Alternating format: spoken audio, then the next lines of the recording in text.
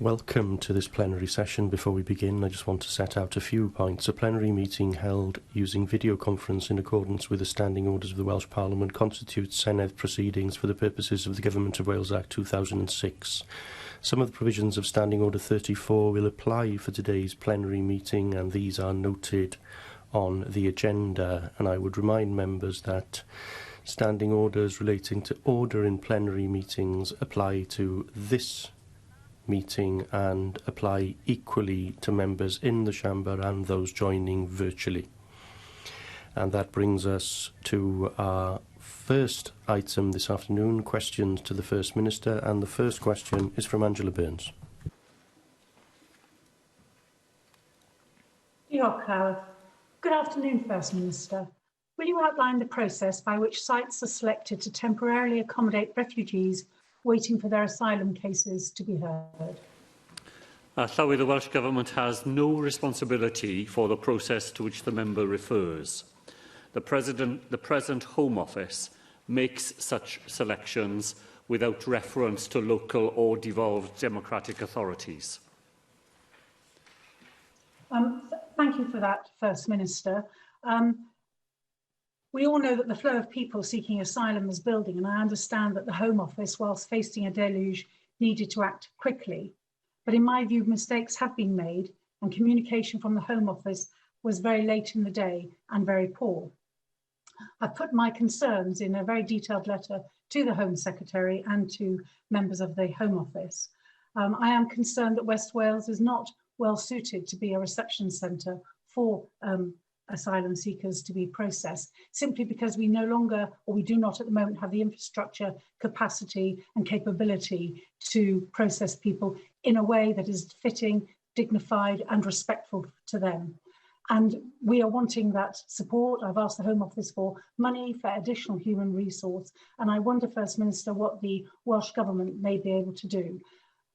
Unfortunately, we saw some shocking scenes last night at Penally Camp of elements coming in from away, not Pembrokeshire people. Pembrokeshire people are warm and welcoming, and we want to do our best by these people who've already been through a really traumatic time. But if you look at the video, which you can find on the Pembrokeshire Herald website, absolutely shocking scenes occurred with people busting from outside with very unpleasant political agendas. First Minister, what are you able to do as the Welsh Government to either help put pressure onto the Home Office to give the financial and human resource that our local services need to provide the right support for these people, and to aid our police, our hard-pressed local policing units, to ensure that disorder does not break out and people are not threatened no matter which side of that camp they're in? Well, so I thank Angela Burns for those important questions. I share many of her concerns. A military camp is not a suitable place to house people who have fled from conflict and war in other parts of the world. I wrote to the Home Secretary on Friday of last week. I received a reply on Monday, so it was a very swift reply. It wasn't from the Home Secretary, though. It was from a junior minister in the department. In my letter, I asked very specifically for a 2-week delay in the plan to house asylum seekers in Penally in order that proper planning and proper services could be put in place. And I don't think anybody could argue that that has been done in a satisfactory way. Unfortunately, the reply declined that request. I asked in my letter to the Home Secretary for specific assurances that funding would be provided to the local authority and to the local health board. We're talking about relatively small rural authorities who have no capacity to deal from their own resources with the demands that will now be placed upon them. Here was the reply. The Home Office will not provide additional funding in connection with any of the accommodation that is provided for asylum seekers. So an absolute blanket refusal to provide any additional funds either for Pembrokeshire Council or for Hywel Health Board. The letter went on to say that work on an agreed communications plan is in progress. Well, really, that is nonsensical, isn't it? Communication plan is in progress when there are hundreds of people protesting already in Tenby over the weekend, and the ugly scenes that the member referred to yesterday, the Home Office did not put out a single line to reassure the local population, to explain why they are doing what they are doing. Now, I want to endorse very much what Angela Burns said. Wales is a nation of sanctuary. When there are people who, through no decision of their own, arrive in Wales, then we want to make sure that they are well looked after and welcomed. The way in which the Home Office has gone about its decision in relation to Penally makes all of that far more difficult than it needed to have been. And while we will take part in any of the conversations and any of the groups that are set up to try to improve the position, the general approach needs rapidly to improve in order to avoid the repetition of the scenes that we saw last night, and to make sure that the people who will be housed in that camp are able to be properly looked after, and the concerns, the legitimate concerns of that local community that deserve to be properly addressed, can be communicated to them, and to draw them into the process rather than them simply being spectators of it. Mary Jones. Llywydd, and can I begin by thanking the First Minister in his response to Angela Burns, to reiterating the point that Wales is a nation of sanctuary, and we want to make people welcome, and we want to make sure that they receive the support that they need. I was, Llywydd, shocked by what the First Minister said about the Home Office's response, and it is quite unusual for me to be shocked by the way this Westminster Government conducts itself, but this is particularly serious. These are very vulnerable people who have seen and been through horrible experiences, and the fact that they then find themselves at the receiving end of unpleasant behaviour when they get here is heartbreaking. I would agree with Angela Burns, and as the First Minister has already said, those people causing trouble in Penally last night were not typical of the Pembrokeshire community. Much more typical of the Pembrokeshire community were the people celebrating and welcoming asylum seekers on the beach at Tenby at the weekend, and it was very good to see them there. I fully appreciate that it is not the First Minister's responsibility to make provision for our new neighbours in Penally, but I'm sure that he will agree with me, and he said himself, that there will be pressures on local services. In the face of what appears to be a completely obdurate position from the UK Government on this, is there anything further that the Welsh Government can do to discuss with local service providers what additional support they may need? I'm fully accepting that it should be the Home Office's job to provide it, but if that isn't possible, will the First Minister be able to work with local services to try and allay some of the fears and concerns that local people may have about pressures on services, and to make sure that these asylum seekers are welcome here in our country? Well, Llywydd, thank Kelly Mary Jones for those points. Yes, of course, the Welsh Government will work alongside both the local authority, the local health board and the local police service in the difficult job they now need to do, and where we're able to mobilise assistance on their behalf, where we're able to make cases on their behalf, then of course we will be very keen to do that.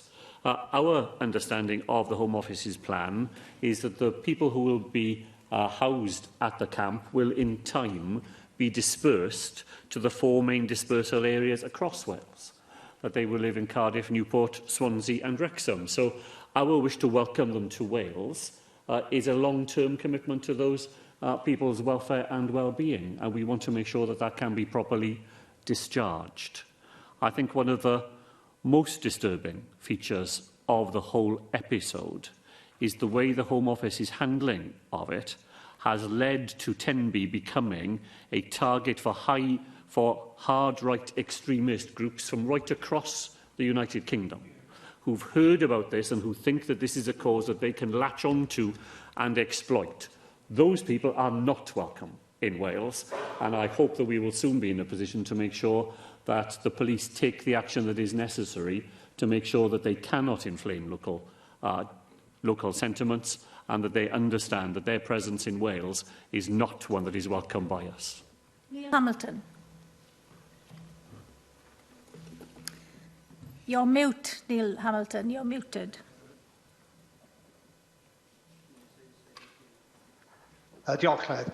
Isn't it the truth of the matter that none of the people who are going to be housed at Penally is likely to be qualified for asylum in this country because they've come from a safe country in France, because they've all, as I understand it, arrived on small boats on the shores of Kent. 81% of those who have arrived in 2020 on the shores of Kent have been said by the Home Office to have no credible claim to asylum, although only 2% have actually been removed. So isn't the cause of the problem that we've got today, first of all, incompetence on the part of the British government, because they've completely lost control of our borders, but secondly, irresponsibility on the part of the Welsh Government for its piece of virtue signalling in calling Wales a nation of sanctuary, because ultimately, if race relations are to be preserved in this country, it's got to be on the basis of managed and controlled migration and genuine asylum claims, and not bogus ones. Well, Llywydd, we hear echoes of the members' long history in support of apartheid South Africa in the remarks he's made this afternoon. To describe Wales' ambition to be a nation of sanctuary as irresponsible simply beggars belief. I'm shocked to hear it even from him. And he has no knowledge whatsoever of where people who will be housed at this camp are coming from. None of us do. Almost all of them are yet to arrive. So, as ever, it is his bogus claims, his attempt to exploit a situation, to peddle a line that he finds political convenient that we've heard this afternoon. It's disgraceful. Question 2, Russell George. Joel Llywydd, how has cross-border public transport been affected during the COVID-19 pandemic?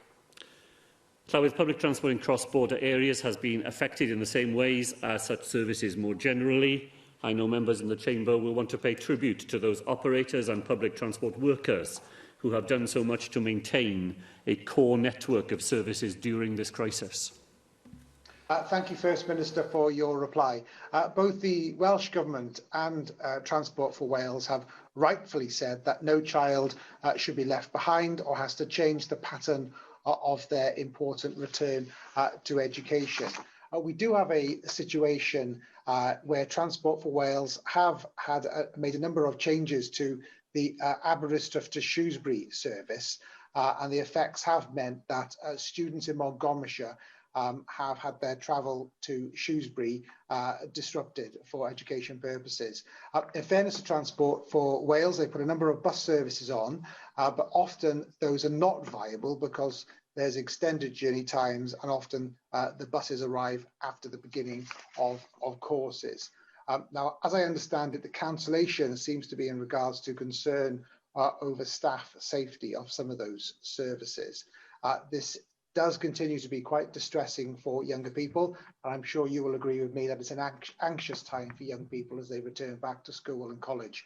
I'd be grateful if you could discuss this situation with your colleagues and see how Transport for Wales can indeed be supported by the government in order to reinstate some of these services for younger people to get for their education in Shrewsbury. So I thank Russell George for raising these points, and I know of his previous concerns about them. I think members will be reassured to know that Transport for Wales has reinstated the 6:29 service in the morning from Aberystwyth to Shrewsbury. It was reinstated on the 14th of September. But Llywydd, of course, will be aware of that. That is the key train service to take young people for education into Shrewsbury. Now, it is true, as Russell George has said, that train service is sometimes filled to a point where it is not safe to allow further passengers onto the route. And in those circumstances, Transport for Wales has extra bus capacity on standby should it be needed. Now, of course, Russell George is right that at the furthest point, that bus journey does take 45 minutes longer than the train journey would. That excess is reduced the closer young people get to Shrewsbury. But in the current circumstances, where coronavirus remains, as we've heard yesterday and today, on the rise, then making sure the trains are not overcrowded and young people and other passengers put at risk is very important, and that extra bus capacity, which is there every day should it be needed, is, I think, at the moment a proportionate way to making sure, as we would all wish to see, that no young person is unable to access the education that is so important to them. Rhiannon Passmore. Diolch, Llawer. First Minister, prior to this morning, it had been many months before the Prime Minister of the UK has called a COBRA meeting with the devolved leaders across the United Kingdom's family of nations. Would issues of cross-border transport during the COVID-19 pandemic, as well as on many other matters, be far better served by regular and routine communication between the relevant governments in England and Wales? How can the Welsh Government continue to encourage the UK Government that it is good to talk? The member for that. I was very glad that there was a COBRA meeting today. I was glad to have a telephone call with the Prime Minister yesterday. The point I made to him then, and again in the COBRA meeting today, is that we need a regular and reliable pattern of engagement between the four nations of the United Kingdom. Ad hoc, last-minute, paperless meetings are not sufficient for us to be able to respond to the crisis as it is continuing to develop. I was reassured that the Prime Minister said in the COBRA meeting that they would now be properly reinstated.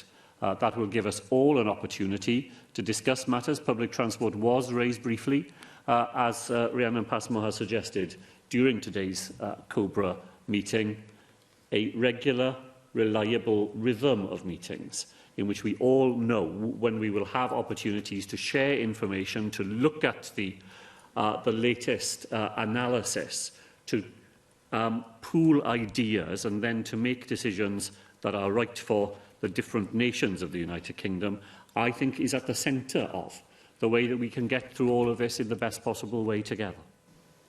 Cwestiynau nawr gan arweinwyr. Questions now from the party leaders. Plaid Cymru leader Adam Price.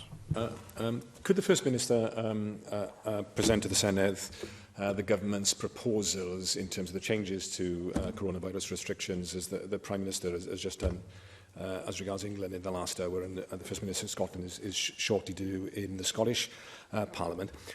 And in doing so, could he say whether he agrees with what the opposition parties in Westminster have been saying, that while the UK Health Minister has emphasised a lack of public adherence to the rules in getting us to this point, it's also true that there have been some policy mistakes which have contributed to getting to this position, which begs two questions, really. What has gone wrong that needs to be put right? What are the lessons that we've learned? And what's the government's vision and plan in terms of the next 6 months? Is it a succession of releasing restrictions and then reimposing them and doing it again? And if so, we should be honest about that. If it isn't, then how can we use this phase to build up the resilience so that we don't have a third and fourth period of lockdown? Thank Adam Price for that. I caught some of what the Prime Minister said in the House of Commons, but not quite all of it. I think it's important to remind colleagues that we start in a very different place in Wales. Our approach to unlocking coronavirus restrictions has been at a different pace and in a different way to that across our border. Many of the things that the Prime Minister is talking about doing today, we have already done in Wales. So in the part of his statement that I heard, he was talking about encouraging people again to work from home. Well, we have never, ever in Wales suggested anything else than that. We have never gone down the line of saying that people should get back on the bus and get back into work. Our advice has always been, if you can work successfully from home, that is what you should do. We will reinforce that message today, but the message in Wales has never changed. I heard the Prime Minister say that matters that are in guidelines in England are going to be put in regulations. Well, we've always made greater use of regulations here. Very early on, we put the 2-metre distance in the workplace into our regulations. It's not been in guidance in Wales. It's been a legal obligation on employers, and that's made a difference. When we publish guidance to the hospitality industry, then our regulations require that the person in charge of such a setting has due regard for that guidance. So we've already done that differently. The Prime Minister is going to tighten the rule of 6. Well, our rule of 6 has been tighter all along. You can only meet somebody from your extended household, not 6 people from any old household who could meet indoors. And I heard him say that he was going to halt pilots in the arts and sports world. Well, reluctantly, we halted our pilots 10 days ago. We had 3 successful pilots. We were hoping that in this 3 weeks we could have done more. We decided 10 days ago that things were too difficult for us to be able to do that. So we start in a different place. There are things that we will be considering during the day. We will be talking with our colleagues in local government, in the health service, in public health and in the police about the additional measures that we might be able to take. But we will do it as ever with our partners. We will plan and then we will make an announcement. I think there, across Wales, Llywydd, I think the majority of people continue to very carefully and very scrupulously observe the rules. They want to do the right thing and they want to know what the right thing is to do. There is a small minority of people who somehow took the message for the summer when we were reducing restrictions that coronavirus was over. Those are the people we have to convince that they need to go back to observing all the things that they were doing earlier in the summer, and that will mean that the effort across Wales will be strengthened again. That will be my message to people in Wales today. I agree with what Adam Price said. This does not have to be the pattern for the future. But if it's not to be, that depends crucially not simply on what government does, but on what every citizen in their own lives do in order to make that collective effort that I think has been characteristic of the response in Wales. Can I ask the First Minister that when the government has made a decision in terms of any changes that it's going to introduce, that it does bring a statement to the Senedd later this afternoon. We've always supported as decentralised as possible an approach. It may be, of course, that you can reach a point where that is no longer possible. You need to introduce nationwide changes. But could I ask the First Minister to look at the principle of localisation because of the range of situations we see across Wales, and possibly look at reversing the logic, if you like, having an overarching national policy as a default, but then having COVID-free areas and areas of low community transition which would be exempt from those nationwide changes. This would serve 2 purposes. It would incentivise continued adherence to the rules in areas of low transmission and increase adherence to the rules in areas of higher transmission. What consideration have you also given to the idea of a UK-wide ban on international travel during this critical period, a ban on non-essential travel from lockdown areas in the rest of the UK into Wales, and the temporary closure of pubs indoors, supported vitally, of course, by sector-specific financial support? Well, so I think Adam Price puts his finger on one of the central dilemmas that we face in Wales. Because while we have a very difficult situation in a number of local authorities in the South East Wales corner, today in other parts of Wales, in 10 local authorities in Wales today, the rate of coronavirus was still falling. And I've so far not been convinced that we should treat Ceredigion as though it were Caerphilly, because the prevalence of coronavirus in Ceredigion is still at a very low ebb indeed, and it would not be proportionate to place the same level of restrictions on citizens there as we have had to ask people in Caerphilly to observe. So a blended approach in which we have some important national messages. The work from home message is a national message. The meeting 6 people indoors from your extended household is a national rule here in Wales. I will want to say something later today about trying to encourage people in Wales only to make those journeys that are really necessary. In Caerphilly and the other local authorities where local lockdown measures are concerned, you can't leave the county borough without a good reason for doing so. But beyond that, I think every one of us should be asking ourselves, is that journey really essential? Because the fewer people you meet and the fewer journeys you make, the less danger you are posing to yourself and others. So I think that as a message to people everywhere about minimising travel and staying close to home as much as you are able to is another brick in a national wall that we can build. After that, I'm still of the same mind as Adam Price suggested, that local measures for local circumstances at this point in the virus remain the right response in Wales. Yes, and that will be the subject of a full statement later this afternoon, First Minister. I can't.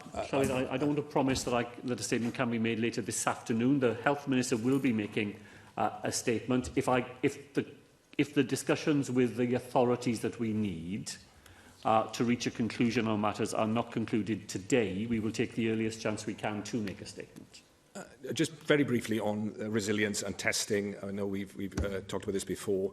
In terms of the lighthouse labs, obviously building up our own capacity is absolutely critical.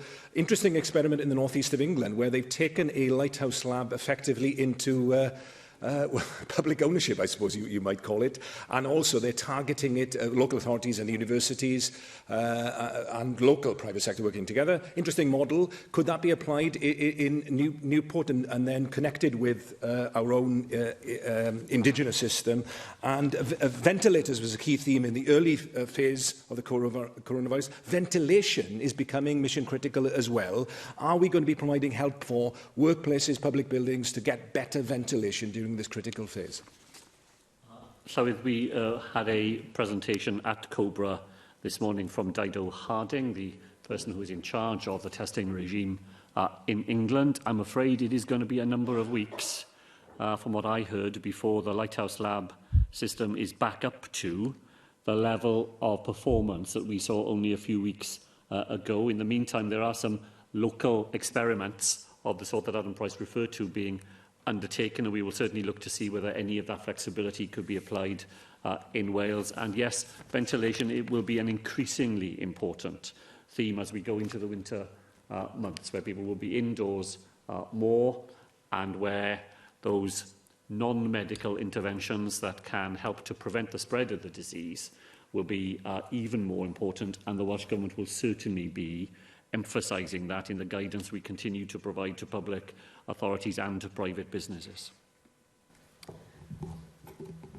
On behalf of the Welsh Conservatives group, Susie Davies. First Minister, on the weekend you said that you needed to earn the trust of voters again ahead of the election. Why do you think you've lost voters' trust? Well, voters' trust have clearly not been lost in Wales. If the member troubled to look at any of the surveys that are showing the levels of trust in the Welsh Government during this pandemic are at extraordinarily high levels. 75% and above in the Welsh Government, 45% in the government that her party runs in Westminster. The point I made, Llywyd, is this. Any party in government has to earn and re-earn trust at any election. For 5 elections in a row, the Labour Party has earned the trust of people in Wales, and we take nothing of that for granted. We will work as hard as we can to go on earning that trust. I imagine any party that seeks the votes of Welsh electors tries to make sure that they are trusted by them. There's nothing unusual in what I said, and I imagine it refers to much to her party as to any other. Oh, it's a shame such a defensive response to that one. It might have given you the opportunity perhaps in the chamber today to say some of the things that you claim as achievements. I mean, certainly I would have appreciated an answer which would have included perhaps, I don't know, the Labour member for Bridgend remembering to take his mask to a shop in accordance with Welsh Government's own rules. But I think there are some more serious issues which you could have addressed in your answer today, Minister, because last week you let it be known that there was an 11-day gap between you finding out about a major leak of 18,000 pieces of personal information and the period when your health minister knew about them. It's the 3rd time there have been problems with personal data on your watch during this pandemic that we know of. Do you see, or foresee, I should say, a difficulty in keeping this pandemic under control if people don't trust you with their personal data? Well, so if people do trust the system we have in Wales with their personal data, it's why the system we have in Wales is so much more successful than the system across our border. The data breach was regrettable. It was dealt with by the body which is responsible for it, which is the data controller in that instance. I've asked today to be told that a very small number of people who may have been affected have actually contacted Public Health Wales with any concerns. Those concerns will be dealt with. I don't think the matter is of such significance that it needs rehearsing in this forum 2 weeks in a row. And I think there are bigger issues that the Conservative Party might have wanted to discuss, but probably are afraid to do so. Well, First Minister, that didn't sound to me like an explanation of what that 11-day gap was all about. And there's no point saying that this is all down to Public Health Wales when we've had data issues 3 times in a row now. I mean, once, obviously, that would be misfortune. Twice would be carelessness. But the third time suggests to me we've got a Welsh Government here that's not that keen on taking responsibility for something that has really shocked a lot of people here. We are relying on track and trace to be the answer to keeping this pandemic under control and to avoid the kind of national lockdowns that Adam Price was hopefully trying to avoid as well yesterday when he spoke earlier on. On the issue of trust, though, there is something pretty serious I think we need to discuss here today, as you've invited me to do that. And yesterday, in an interview on ITV Wales Sharp End, the Health Minister said that he would not rule it out for making it compulsory for people to have a COVID-19 vaccine if and when one becomes available. Now, that's compulsory vaccines, First Minister. Did you know that he was going to say this, or was that another piece of information that the Health Minister has kept from you? And what is there in such a statement? I mean, it's a completely Orwellian statement, a real attack on personal freedoms, which makes you think that anyone should dare trust a future Labour government? Well, on the matter of trust that the member seems so exercised about this afternoon, of the 440 positive cases that were eligible for follow-up in the TTP system in the most recent period, 96% were reached, and they provided details of their recent contacts. That says to me that our system is very well trusted and very well regarded, and 89% of all those contacts were also successfully contacted and were able to have their cases resolved. We have very high levels of trust in the Welsh system, and anything that she says to the contrary is simply not borne out by the facts. The Health Minister was asked a hypothetical question. Would he rule something out? He simply said that he wouldn't. He didn't, it went no further than that. There's no implication what he said that he had made a decision of any sort. And in this context, in the context of coronavirus, when so much is unknown and where the stakes are so high, to have ruled out something at this stage, I think would not have been a responsible thing to have done. And I think he was absolutely right in the answer that he gave. Arweinydd Grŵp Brexit. Leader of the Brexit Group, Mark Rexless. Astonished by that answer in respect to a health minister having said yesterday that you had the power to mandate vaccination, suggesting that people in Wales might be forcibly injected with a COVID vaccine. Is that what devolution has come to? Surely such a programme of forced injections would break international law. Or is that only a concern when you want to impede Brexit? Wouldn't it also break domestic law, which states that Section 45E of the Control of Disease Act 1984, as amended by the Coronavirus Act, that regulations may not include provision requiring a person to undergo medical treatment. Medical treatment includes vaccination. First Minister, as with Boris Johnson and Dominic Cummings, you exonerated your health minister from breaching guidance when he had his family picnic in Cardiff Bay. Have you similarly exonerated him now for publishing the address and date of birth of everyone who tested positive for COVID in Wales because it wasn't significant, even though the rules required disclosure of such a data breach to the Information Commissioner within 72 hours? Will he now stay in place despite saying your government could mandate vaccination in breach of UK and international law?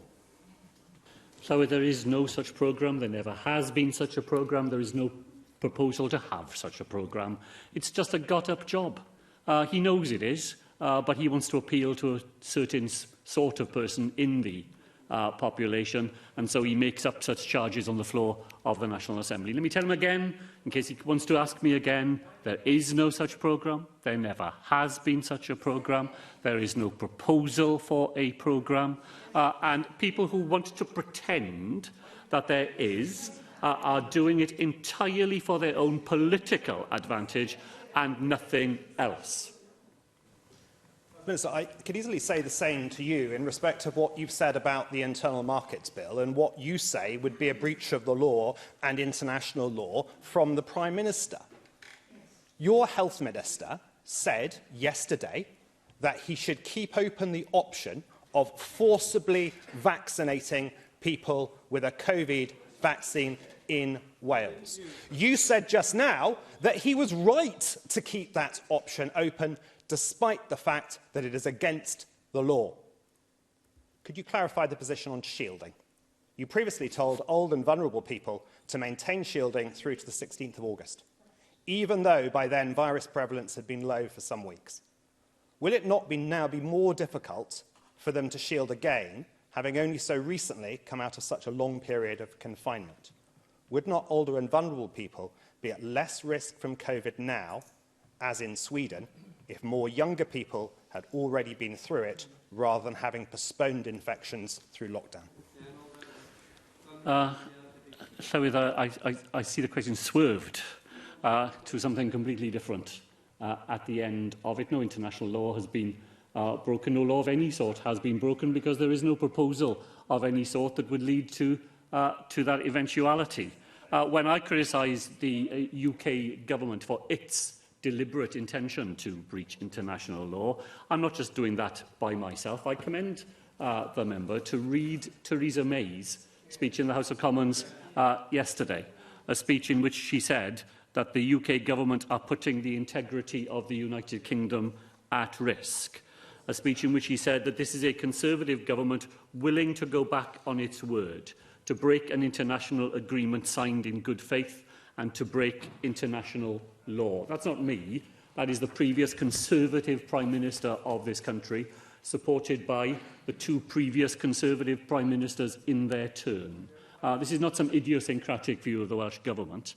It's a view widely shared in the party which has proposed it. As to the shielding population, I note again what he says about Sweden. In Sweden, 10 times more people have died than in Norway, its immediate neighbour. Imagine a situation here. Imagine what the member would be saying to me if Wales had pursued a policy that led to 10 times the number of citizens in Wales dying compared to the number across our border. Would he be standing up here advocating it then? Of course he wouldn't be. Question 3, Nick Ramsey. Diolch, Llywydd. Will the First Minister make a statement on the opening of the Grange University Hospital? Thank the member for that question. So the announcement that the Grange Hospital will open in mid-November instead of the original planned date in March 2021 is very welcome. In the coronavirus context, it will provide critical care and acute respiratory care to 600,000 people in the Aneurin Bevan University Health Board area. Thank you, First Minister, for that answer. I'm sure you'd like to join me in thanking the construction workers who've helped keep this important project on time and on budget over the last few months and years, particularly at a time when the sector's been so badly affected by the pandemic, with construction micro-businesses making up around a third of applications to the Economic Resilience Fund. You've just touched on the hospital's role in the COVID-19 pandemic. What discussions, or could you say a little bit more about any discussions that your officials have had with the local health board about a strategy of using the hospital for COVID cases and therefore removing the risk of infection from the other general hospitals in the Gwent area?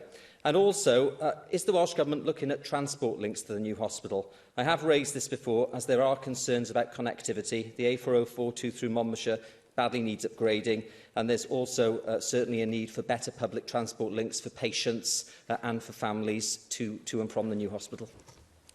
Sorry to thank Nick Ramsey for those points. I absolutely do associate myself with what he said about construction workers. Here is a major project, a £360 million project delivered on budget and ahead of time, and that really is a tribute to those who planned it and then who have executed the plans for the hospital. And it very much is part of an Iron Bevan University Health Board's plan for dealing with those people who fall acutely ill and will need urgent respiratory care in response to coronavirus. So the Grange Hospital will be pivotal over the months during the winter, when those sorts of services may be even more necessary than they have been in the spring and summer period.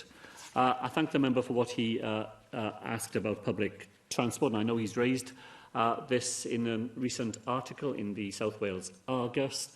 The University Health Board confirmed to me yesterday that there will be a public bus service to the site when the hospital is open in November. Buses will drop off at a dedicated point on the site. There are bus services that will link Newport, Caerleon, Cwmbran and the site itself, and there are further discussions going on to confirm all those services, but the Health Board is determined that public transport to the site will be there from the time the hospital opens and will be available to those who need to use it. The member has asked me previously about the state of the 4042. I know he will be aware of the actions that have been taken to improve drainage along the road in recent times, and there is some evidence that those investments are paying a dividend, and that some of the interruptions to the road, particularly through flooding in recent years, may now have been resolved through the schemes that have been put in place and the improvements that have been made on adjacent third-party land. Cwestiwn 4, Jenny Rathbone. Will the First Minister make a statement on the Welsh Government's strategy to prioritise a green recovery? Thank the member for that. Llywydd, the green recovery is at the heart of our response to the coronavirus pandemic. It will improve outcomes for Wales, generate a more sustainable and resilient economy for the future, tackle the climate emergency and address declines in biodiversity. First Minister, the OECD report that was published recently really highlights the importance of high-performing transport networks and skills development to address the historic low productivity that we've suffered in Wales, given the very low level of investment by the UK government since deindustrialisation in the 70s and 80s. It is very disappointing to read that the UK government seems hell-bent on using the Internal Markets Bill to undermine the climate reduction commitments of devolved governments. How can the Welsh Government stay focused on the precision skills required to deliver its clean, green, transport and housing ambitions, essential to deliver our carbon reduction commitments, when the UK Government seems determined to top-slice the money that Wales is entitled to build redundant relief roads and, I fear, carpet the countryside with poor-quality building developments to become the slums of the future? Llywydd, thanks Jenny Rathbone for that very important supplementary question. I was very glad that the Welsh Government was able to commission from the OECD an independent report drawing on best international evidence to help us with the important job of designing future policies and future structures for regional economic development. The report does absolutely put focus on skill development. It's really important that we are able to invest in the people that we have here in Wales so that they are ready to be able to take advantage of employment opportunities when they come. The member, Llywydd, raises, I think, an extraordinary possibility. When I first saw the Internal Market Bill, that was bad enough when I thought that what the UK Government was planning was to take all the money that had come to Wales from European sources and hug it to itself and eke it back out according to ideas that they may have, rather than the ideas that people in Wales may have for what is necessary here. But the idea that they would seek to top-slice budgets that are available to this Senedd to deploy in the way that we choose in order to run schemes of their own is, I think, an idea even beyond what we originally thought they may have in mind. To do so would make a mockery of the words that the Prime Minister uses about respecting devolution and being a devolutionist himself. Let us hope that there is a UK Government Minister who is willing to put on record the fact that they intend no such thing. Question 5, John Griffiths.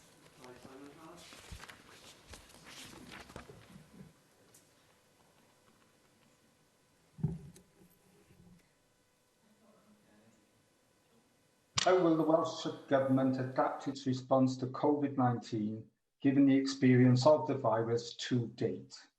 Thank John Griffiths for that question. So the Coronavirus Control Plan published in August and last week's Winter Protection Plan are both rooted in the lessons we have learned during the coronavirus crisis.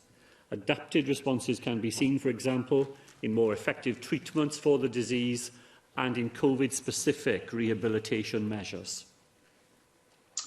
First Minister, from 6 o'clock this evening, there will be further restrictions in Newport and other local authorities. The length of time involved will depend on the incidence of cases, but are you able to say anything more about how long these measures may be in place?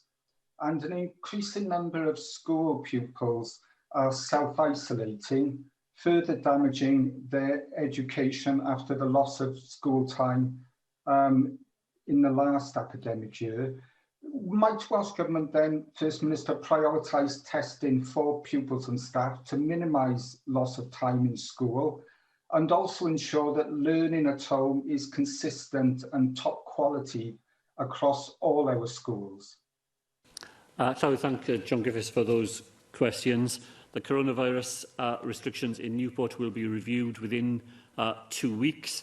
My ambition is for those restrictions progressively to be lightened as soon as it is safe for us to do so.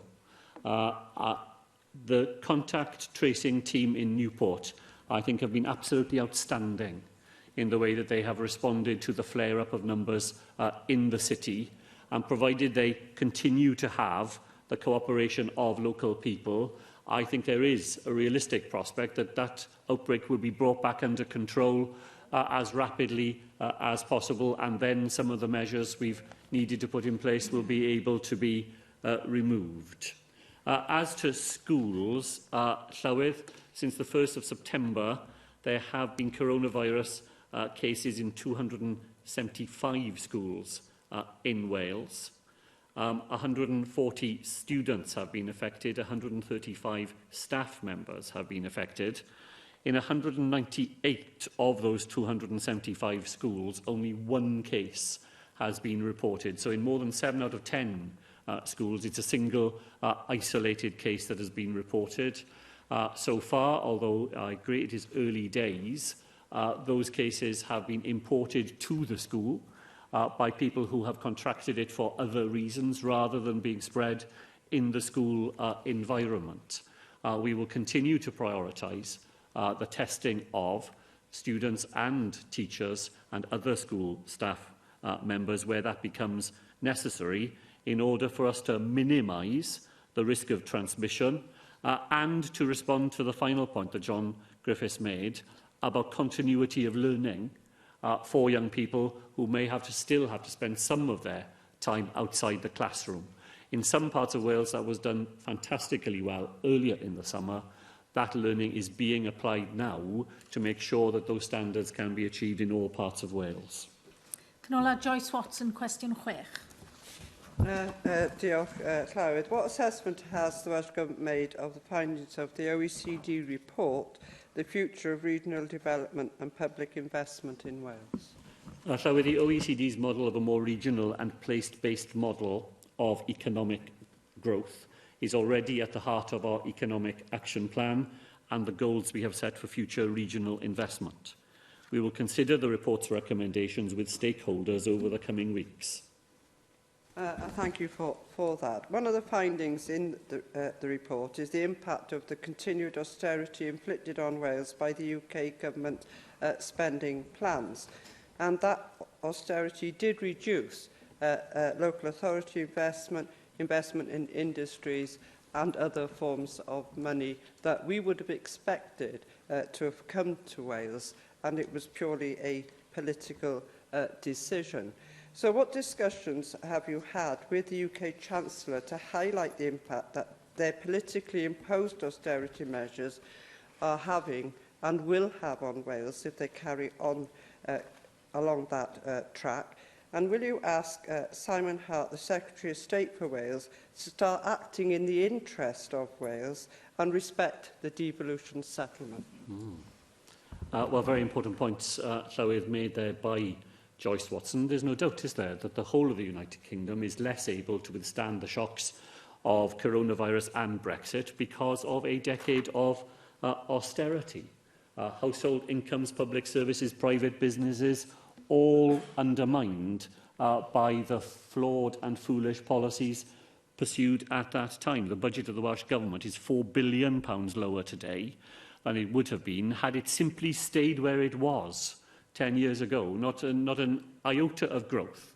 If we'd simply stayed in real terms where we were a decade ago, £4 billion more to invest in our public services and all the other urgent needs that we have here in Wales. We continue to take every opportunity we have with the Chancellor through the actions of my colleague Rebecca Evans to urge the UK Government to use the historic low interest rates that we have for an infrastructure boost to the UK and to the Welsh economy in the comprehensive spending review. On the 30th of June, Llywydd, the Prime Minister announced a new deal in infrastructure spending.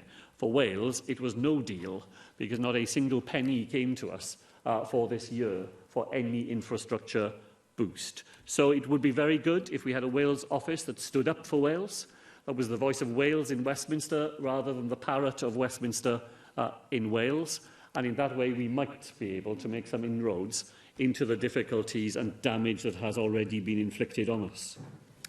Diolch i'r Prif Weinidog. Thank the First Minister. The next item is question